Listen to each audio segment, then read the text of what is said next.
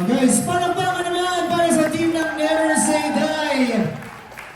Thrilling, action-packed preview. But again, that's only a sneak peek dun sa mga encuentro magaganap sa serye. And I also understand for most of the members of the team, this is the first time that they actually saw the scenes, the preview, the trailer.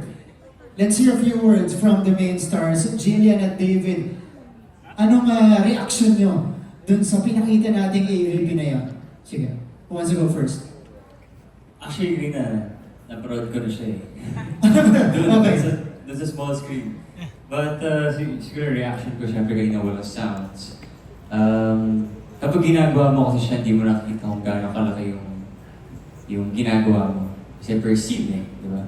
But actually now, the first time ko siya makita, ang laki pala ng teleserye na kapag nadikit-dikit na. So, ayun, ito na yung pinaghirapan namin. So, we're really happy na finally mag-release na siya. Kasi dapat November ba ito eh.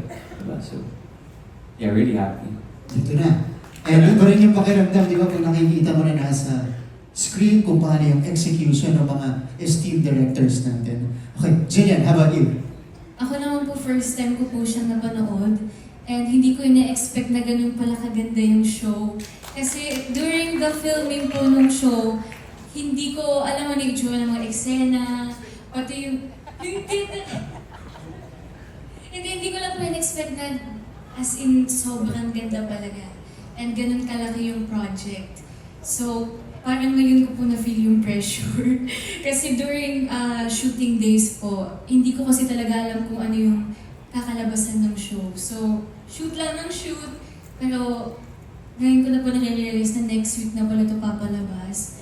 Pero confident naman ako kasi sobrang galing po ng mga directors namin and lahat po yung mga kasama ko. So excited! Yeah, this is, a very good team that you guys are working with. You guys are in good hands. Okay, so mamaya po makakausap pa natin sila. But